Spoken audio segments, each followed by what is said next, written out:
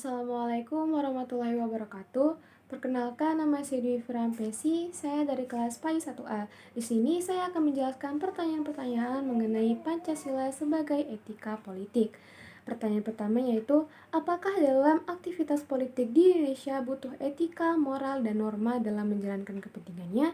Jawabannya yaitu iya. Kenapa? Karena seorang warga negara yang ingin terjun ke dalam dunia politik itu harus mengikuti etika, moral, dan norma yang ada di dalam Pancasila, di mana misalnya dengan tidak menghina, tidak mengingkari janji, dan tidak mengkhianati pemerintahan dan negara.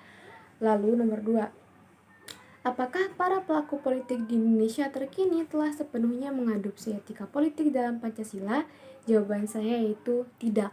Kenapa?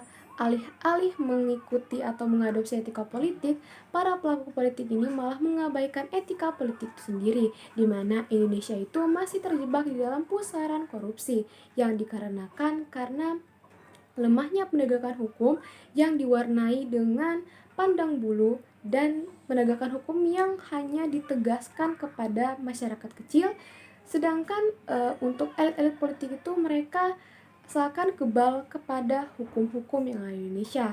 Nah, korupsi ini tidak lepas dari latar belakang yaitu partai politiknya, di mana fungsi partai politik itu mereka lakukan hanya sebagai formalitas saja tanpa mementingkan fungsi dari tanpa mementingkan kualitas dari partai politik itu sendiri.